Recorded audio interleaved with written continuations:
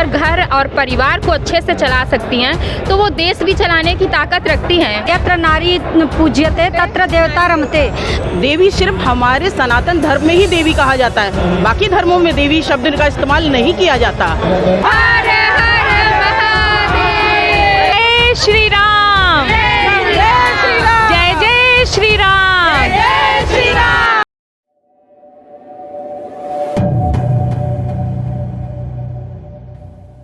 मैं बबीता चौरसिया काशी खंड गौ सेविका हूँ और मैं काशी खंड से आप लोगों के माध्यम से एक बात कहना चाहती हूँ कि आज मातृशक्ति को सम्मान मिल रहा है। आज काशी क्षेत्र में बहुत ही बड़ा कार्यक्रम रखा गया है जिसके तहत हम मातृशक्तियों को बहुत ही बड़ा सम्मान मिला है और राम राज्य की स्थापना जो हिंदू धर्म की, हिंदू संस्कृति की जो सबसे बड़ा सपना हम लोगों का था वो 22 जनवरी को पूरा होने जा रहा है। और हम लोग आप सभी के माध्यम से ये कहना चाहते हैं जय श्री राम। और काशी खंड से एक बात और मैं कहना चाहती हूँ काशी की धरती से कि हम महिलाओं को जो सम्मान मिला है उससे मैं चाहती हूँ कि पूरे देश में जय श्री राम का नारा गूंजे और सभी लोग इस भगवा रंग को आगे बढ़ाए। माननीय प्रधानमंत्री के द्वारा हम नारियों को 33% मिला है जिसके तहत आज हम लोगों की खुशी का ठिकाना नहीं है। आज यहाँ पे रुद्राक्ष कन्वर्सेशन में वाराणसी में एक बहुत ही अच्छा प्रोग्राम रखा गया है जिसमें आज हमारे भारत की सभी महिलाओं को मातृशक्ति सम्मान दे के सम्मान किया गया है। बहुत बहुत धन्यवाद। आप लोग का क्या विचार है राम मंदिर के ऊपर? मैं प्रीति रवि जायसवाल शिव शक्ति सेवा फाउंडेशन से। हम लोग का यही विचार है कि जो एक सपना था हिंदुत्व और संस्कृति को बढ़ावा देना, तो वो चीज़ आज सपना साकार होने जा रहा है। ये हम लोगों के लिए, भारतवासियों के लिए बहुत ही खुशी की बात है। सनातन संस्कृति की चलिए बात करते हैं। सनातन संस्कृति पूरे दुनिया भर में छाई जा रही है, तो आप इसके ऊपर क्या कहेंगे?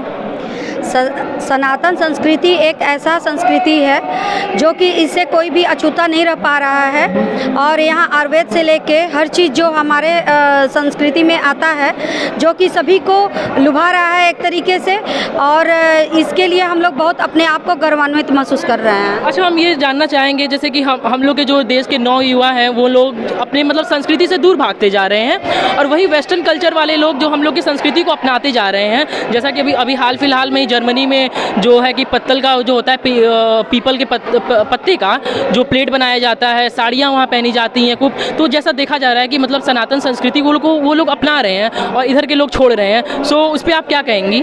नहीं, ऐसा नहीं है। देखिए, हमारी संस्कृति इतनी अच्छी है कि पूरे विश्व में इसको मान्यता मिल रही है। सबसे पहली बात मैं ये कहना चाहूँगी, भारत की संस्कृति दुनिया में सबसे प्रथम नंबर पे है। ऐसा नहीं है। आप यहाँ पे देख सकते हैं कि हमारी जो नारियाँ हैं यहाँ पे सभी साड़ियों में आपको दिख रही हैं और एक कलर में, ये हमारी संस्कृति को ही दर्शा रहा है। तो ये बहुत बड़ी बात है कि हम लोग एक रंग में रंगे हुए हैं और हम साड़ी में मेन नारी, भारतीय नारी का जो परिधान है साड़ी, उसमें हम लोग सारे लोग दिख रहे हैं आपको। ये हमारा सनातन धर्म सबसे ऊंचा है और सबसे पहला है। ऐसा नहीं है कि यहाँ के लोग इस धर्म को छोड़ते जा रहे हैं। यहाँ का कल्चर इतना अच्छा है। आप देखिए, यहाँ सारी महिलाएं साड़ी पहन के आई हुई हैं अपने कल्चर को दर्शाते हुए। तो विदेशों में भी हमारे कल्चर को अपनाया जा रहा है, हम लोगों से सीख ली जा रही है, हमारे धर्म को अपनाया जा रहा है। और आपके क्वेश्चन का मैं एक आंसर देना चाहूँगी। भारत की संस्कृति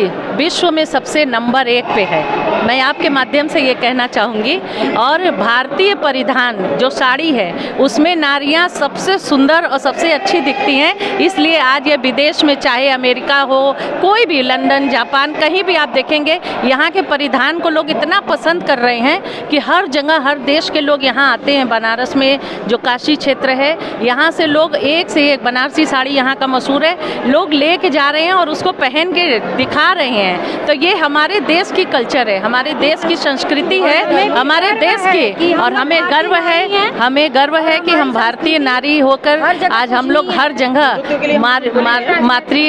मातृभाषा यहाँ का जो है हिंदी, उसे भी हर जगह सम्मान मिल रहा है। मैं बहुत बहुत खुशी आज व्यतीत कर रही हूँ कि आज मेरी सारी बहनें यहाँ पे साड़ी में आपके समक्ष हैं और आप इस चीज़ को आगे भी दिखाइए कि भारत सबसे नंबर 1 पे है, विश्व गुरु बन चुका है।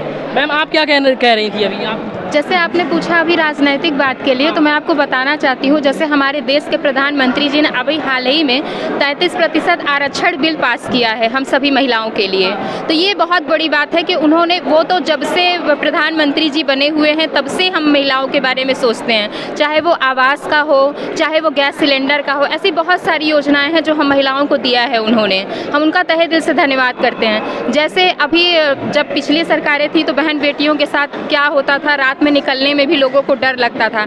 आज डर की बात छोड़ दीजिए, हम सब लोग देखिए कितने मान सम्मान से कहीं भी जाते आते हैं, हर चीज़ों में बढ़ चढ़ कर हिस्सा ले रहे हैं और एकदम बिंदास रहते हैं। ये सब मोदी जी और योगी जी की वजह से ही है। तो ऐसा क्यों हुआ कि 2014 के बाद जब ये बीजेपी जब सत्ता में आई तो महिलाओं की सुरक्षा भी बढ़ी और देश का विकास भी बढ़ा?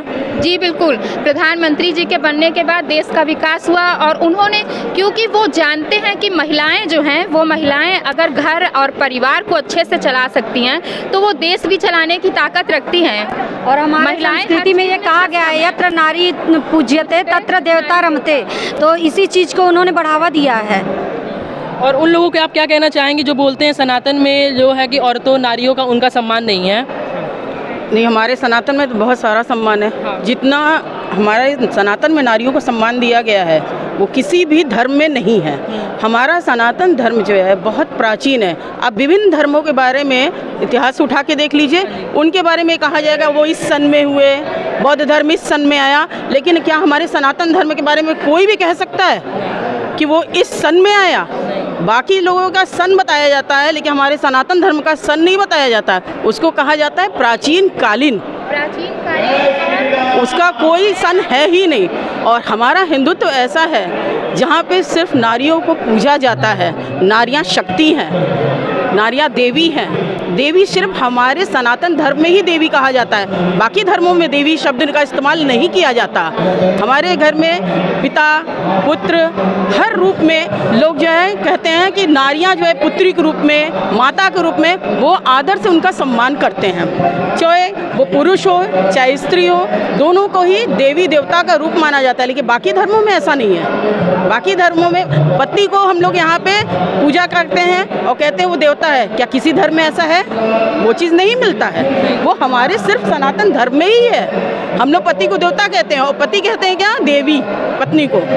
क्या किसी धर्म में ऐसा होता है? चाहे बौद्ध धर्म उठा के देखिए, चाहे जैन धर्म हो, चाहे मुस्लिम धर्म हो, किसी धर्म में ऐसा नहीं। जितना शोषण बाकी धर्मों में है स्त्रियों का, हमारे हिंदुत्व में नहीं है। हम लोग साड़ी में सुंदर लगते हैं, स्त्रियां हमारी सजी सवेरी जो है साड़ी में अच्छी लगती हैं। हम लोग ढक के नहीं रहते हैं, बुर्का पहन के हम लोग नहीं रहते हैं। हम लोग जो है अंग पूरा ढका रहना चाहिए, बस इतना है, अंग ढका रहना चाहिए। हाँ, आजकल जो संस्कार हमारे जब बोल रहे हैं कि फटी जींस पहन के जो घूमती हैं लड़कियाँ, इससे थोड़ा सा हम लोग हिंदुओं को थोड़ा सा जागना है। जो वेस्टर्न कल्चर हमारे जो लड़कियां अपना रही हैं उसको थोड़ा सा जगाना है, ऐसा नहीं है। लेकिन जो कभी कभी आप देखे होंगे कि जो फटे कपड़े पहन के घूम रही है, कहीं कहीं वो साड़ी में भी दिखती हैं। बिल्कुल, आजकल दिख भी रहा है कि जो वेस्टर्न लोग हैं वो सनातन धर्म को अपना रहे हैं और ये कल्चर इसको अपना रहे हैं। बिल्कुल, वो देख रहे हैं, वो देख रहे हैं। आप यहाँ पे देखिए, हम लोग सारे लोग साड़ी पहने सुंदर हम लोग लग रहे हैं, और जितनी सुंदर हम लोग ऐसे लग रहे शायद हम लोग जींस पहन के बिल्कुल ना लगते। आप क्या कह रही थी? आप कुछ कह रही थी? मेरा कहना ये है कि जैसे कि हमारे धर्म में बच्चियों को, औरतों को लक्ष्मी रूप में पूजा जाता है, ऐसा किसी धर्म में नहीं है। और आप देख लीजिए दुर्गा पूजा में 9 कन्याओं की पूजन होती है, तो वो भी बच्चियों को पूजा जाता है, एक शक्ति रूप में पूजा जाता है। ऐसा और जगह कहीं मिलता नहीं है देखने को, जो कि हमारे धर्म में, हमारे संस्कृति में मिलता है। तो नारी को कितना सम्मान मिलता है ये बताने की ज़रूरत नहीं है। अच्छा, इस समय नारी शक्ति का बहुत वो चल रहा है कि मतलब उसको बहुत बढ़ावा दिया जा रहा है, तो आप लोग का क्या विचार है इस पे? नारी शक्ति पे ये मैं बोलूँगी, माननीय प्रधानमंत्री जी ने हम लोगों को नारी शक्ति को जो 33% दिया है, उसके साथ ही उन्होंने नारी शक्ति वंदन सम्मान दिया है हम लोगों को। ये सबसे बड़ा चीज़ है। ये विश्व में मैसेज जाना चाहिए हम नारियों के प्रति कि हम लोगों को एक प्रधानमंत्री ऐसे देश के बने हैं जिन्होंने नारी शक्ति वंदन का कार्यक्रम रखा और उन्होंने हम लोगों को नारी शक्ति सम्मान दिया।